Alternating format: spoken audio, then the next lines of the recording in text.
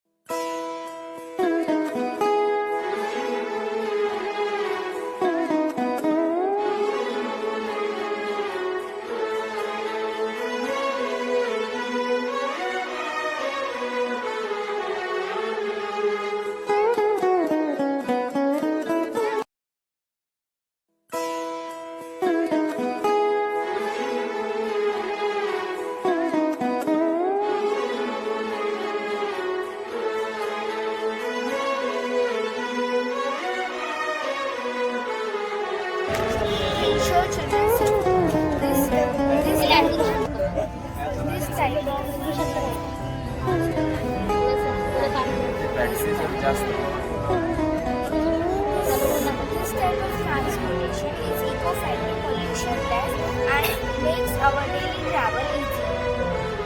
This model shows a smart and innovative idea of future transportation. Thank you.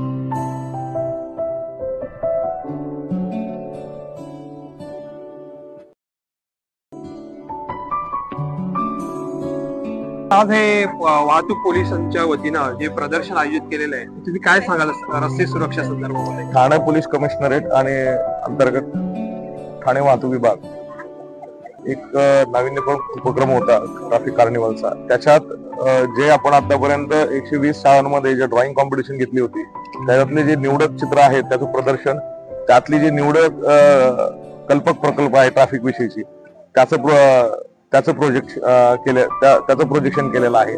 त्याच्यानंतर EV आपण याला theme दिली होती ईव्ही, त्यासाठी ईव्ही सायकल्स, ट्रायसायकल्स पासून ईव्ही बाईक्स पासून ईव्ही मोपेड्स पासून ईव्ही कार्स आणि ईव्ही सुपर कार्स पण आपण या ठिकाणी प्रदर्शनासाठी ठेवलेलं आहे. त्याच्यातनं एकच लोकांना आणि आपल्याला मेसेज द्यायचा आहे की please please please follow traffic rules, आणि जर नसतील कळत तर आमच्या इथं या, काय विचारायचं तुम्ही विचारा, we will teach them, educate them. वाहतूक आणि वाढती वाहतूक ट्रॅफिक आणि वाहतुकी होणारे वाहन चालकांचे अपघात या संदर्भात काय उपाययोजना केला? त्याच्यासाठीच आम्ही एज्युकेशनवर आतापर्यंत एन्फोर्समेंटवर भर होती, आता इथून पुढे आम्ही एज्युकेशनवर भर देतोय. त्याच एज्युकेशनचा एक प्रोजेक्ट म्हणून हा ट्रॅफिक कार्निवलचा आहे प्रोजेक्ट केलेला आहे. सगळ्यांनी जर आपल्या नियमाचं पालन केलं तर 90 ते 100% अपघात कमी होतील. निष्काळजीपणा ड्रायव्हिंग करू नका, रॉंग साईड ड्रायव्हिंग करू नका.